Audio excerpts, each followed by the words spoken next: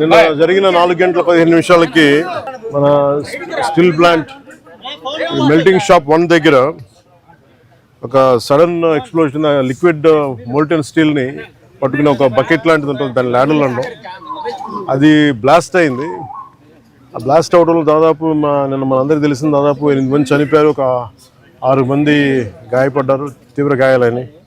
So వాళ్ళు 2 critical కండిషన్లో, 6 మంది ఇంకా మేజర్ క్రిటికల్ కండిషన్లో ఉన్నారు. ఇంకా వాళ్ళు ఎలా ఉంటుందని మనస్ఫూర్తిగా మేము బాగుండాలని ఆకాంక్షిస్తున్నాం. వాళ్ళని కూడా పరామర్శకెళ్తాను. అలాగే ఇంకొక 2 ఇప్పుడే ఇందాక కిమ్స్లో చూసి రావడం జరిగింది. వాళ్ళ ప్రాణాపాయానికి బయటపడ్డారు. ఇప్పుడు ఇందాక లోపలికి పోయి మొత్తం చూస్తూ ఉంటే కార్మికులు కూడా కొంతమంది ఇంటరాక్ట్ అయ్యారు. సో వాళ్ళతో కూడా మాట్లాడుతుంటే ఎలా జరిగింది ఏంటి అంటే, వాళ్ళు అంతకు ముందు రోజు కూడా ఇంకా పక్క దాంట్లో ఇలాంటిది ఏదో జరిగింది, కానీ అది నైట్ టైం ఎవరు లేకపోవడం వల్ల ఒక తెలియలేదని అన్నారు.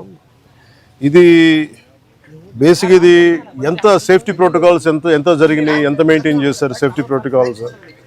అలాగే మేజర్ కనిపించేది అప్గ్రేడేషన్ ఆఫ్ స్టీల్ ప్లాంట్ మేజర్గా చూస్తుంటే ఇప్పుడు దాకా నేను దారిలో నిన్న నుంచి అడుగుతూ ఉన్నాను, అసలు ఇలాంటి సంఘటన ఎక్కడైనా జరిగిందా, ఇంతకుముందు జరిగిందా అంటే లాస్ట్ 33 years 36 yearsలో ఎక్కడ జరగలేదు ఇలాంటి ఇన్సిడెంట్ అని చెప్తా ఉన్నారు నాకు వచ్చిన ఇన్ఫర్మేషన్. ఇలాంటి పర్టికులర్ స్టీల్ ప్లాంట్ బిలాయ్ ఉంది, కానీ మిగతా అన్ని కొంచెం డిఫరెంట్ స్టీల్ ప్లాంట్స్, వాటి మెషినరీ కానీ వాటి అప్గ్రేడేషన్ కానీ కొంచెం డిఫరెంట్గా ఉంటుంది. దీనికి లాగా ఉండేది ఒక బిలాయి తప్ప మిగతాయి కొత్తగా ఉంటాయి. అదే చెప్పారు ప్యారలల్గా మిగతా చోట్ల ఎక్కడ జరుగుతున్నాయని. చైనాలో కూడా జరిగింది, కానీ ఇంకొక ఫ్రాన్స్లో కూడా జరిగింది, కానీ ఇలాంటి సంఘటన అయితే జరగలేదు. ఈ పర్టికులర్ ల్యాడల్, ఈ మోల్టెన్ లావాని క్యారీ చేసే బకెట్, ఏమన్నా చేసే ల్యాడల్ అనే బకెట్ ఇప్పుడు బ్లాస్ట్ అవడం చూడలేదు, ఇప్పుడు జరగలేదని చెప్తా ఉన్నారు. అక్కడ ఒక డిఫరెంట్ బ్లాస్ట్ జరిగినాయి, బట్ ఈ కైండ్ ఇప్పుడు జరగలేదు. అందుకని ఇప్పుడే బొకారో స్టీల్ ప్లాంట్ నుంచి నాకున్న ఇన్ఫర్మేషన్, ఒక 3 men కమిటీ ఒకళ్ళు వచ్చి ఫామ్ చేస్తే వాళ్ళు ప్రిలిమినరీ ఇన్వెస్టిగేషన్స్ కూడా వస్తారు.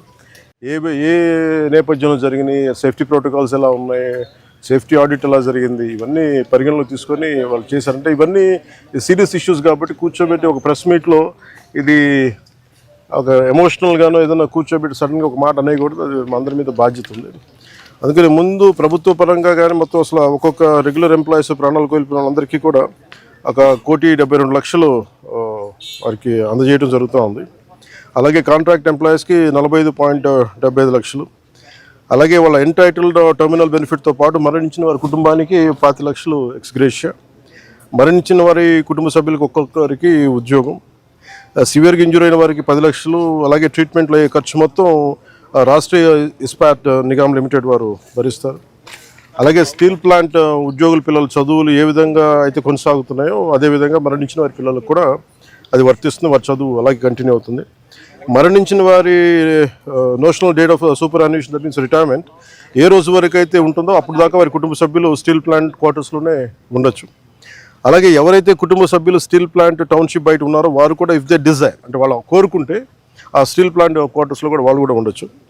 అలాగే ఇందాక నేను చెప్పినట్టుగా బొకారో స్టీల్ ప్లాంట్ నుంచి ఒక 3 men కమిటీని ఎంక్వైరీ జరుగుతూ ఉంది. అలాగే మరణించిన వారి కుటుంబాలకి, ఆసుపత్రిలో ఉన్న వారికి అండగా నిలబడుతూ రాష్ట్ర ప్రభుత్వం కూడా వారికి పూర్తి సహాయ సహకారాలు అందిస్తాం. అంటే ఇవన్నీ అంటే ఒకటి స్టీల్ ప్లాంట్ మన ఇక్కడ ఆంధ్రప్రదేశ్లో ఇది ప్రైవేటీకరణ జరగకూడదని కోరుకున్న వాళ్ళలో ముందుండి గత కొన్ని సంవత్సరాలుగా మేము, ఇది మా కోరిక, ఇది విశాఖ ఉక్కు ఆంధ్రుల హక్కు అని. అంటే మొన్న 32 మంది చనిపోతే దాంట్లో ఈవెన్ మన తెలంగాణలో కూడా 3 చనిపోయారు.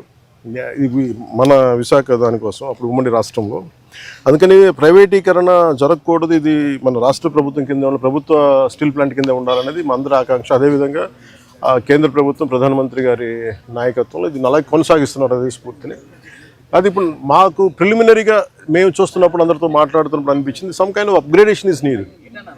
అలాగే క్యాప్టివ్ మైన్స్ ఉండాలి అంటే ఇది ఏ స్థాయిలో ఎందుకు జరగలేకపోతుంది అని అనడానికి, అంటే ప్రభుత్వ పరిశ్రమలు కానీ ఎందుకు కాయలా పడుతున్నాయి, ఎందుకు వెనకబడుతున్నాయి అంటే ఆఫ్కోర్స్ సర్టన్ మేనేజ్మెంట్ ఇష్యూస్ కావచ్చు, లేదంటే ఓవర్ ఎక్సెసివ్ లోడ్ ఏదైనా ఉందా, ఇవన్నీ ఎందుకంటే కూర్చోబెట్టి ఒక కోణంలో నుంచి ఒక దృక్కోణం నుంచి చూస్తే సరిపోదు. సో దీనికి సంబంధించి నేను ఇందాక మన సోదరులు మనోహర్ గారితో మాట్లాడుతూ ఏం చేద్దామంటే ఒక్కసారి నేను స్టీల్ ప్లాంట్ కార్మికుల అసలు ఏంటి మీరు స్టీల్ ప్లాంట్ గురించి మీ అభిప్రాయాలు ఏంటి, మీ సమస్యలు ఏంటి అనేది నేనే ప్రత్యేకించి ఈ గొడవ కొంచెం వీళ్ళందరికీ మన మెడికల్ ట్రీట్మెంట్ అంతా అయ్యి కొన్ని రోజులు అయ్యాక ఖచ్చితంగా నేను నేనే కాల్ఫర్ చేస్తున్న ఒక మీటింగ్. ఒకసారి ఆ మీటింగ్లో మన విశాఖ స్టీల్ ప్లాంట్ కార్మికులు అసలు ఏ సమస్యలు ఉన్నాయి, ఏంటి ఉన్నది నేను అందరినీ సావధానంగా వింటాం. అది రౌండ్ టేబుల్ అంటామా, లేదంటే కూర్చోబెట్టేది వారి ఒక ఇంట్రాక్షన్ కార్యక్రమం ఏ పేరు పెట్టినా కానీ దానికి నేను ఖచ్చితంగా నేను ఒక్కసారి ఆ మీటింగ్ నేనే నా ఆధ్వర్యంలో నేను ఆర్గనైజ్ చేసి ఒకసారి అందరికి వింటాను. ఈలోపు మనందరం చేయగలిగేది పోయిన ప్రాణాలకి ఎంత విలువ ఇచ్చినా కానీ తిరిగి తీసుకురాలని వారి కుటుంబ సభ్యులకి నా ప్రగాఢ సానుభూతిని తెలియజేస్తూ రాష్ట్ర ప్రభుత్వం ఇప్పుడు సహాయ సహకారాలు అందిస్తూ ఉంటుంది. స్టీల్ ప్లాంట్ ఇలాంటి భవిష్యత్తులో ఇలాంటి పునరావృతం కాకుండా ఉండాలి అనేది మా అందరి ఆకాంక్ష. కాకపోతే ఇది మేము ఒక బలమైన పాలసీలు చేయగలం, కానీ నేను ముందు నుంచి పరవాడ కానీ వైజాగ్ చుట్టుపక్కల ప్రాంతాల అనకాపల్లిలో కానీ ప్రతి 5-6 నెలలకి ఒక 8 నెలలకు ర్యాండమ్గా ఒక సంవత్సరానికి 2 సార్లు ఏదో ఒక చోట ఇలాంటి సంఘటనలు జరుగుతూ ఉన్నాయి. ఇది కొంచెం అలామింగ్గా ఉంది నాకు. నేను ప్రత్యేకించి ఏం చెప్తున్నానంటే అసలు యాజమాన్యాలు సేఫ్టీ ఆడిట్ ఎంతవరకు చేస్తున్నాయి, అలాగే రాష్ట్ర ప్రభుత్వం నుంచి దీన్ని పర్యవేక్షించాల్సిన ఈ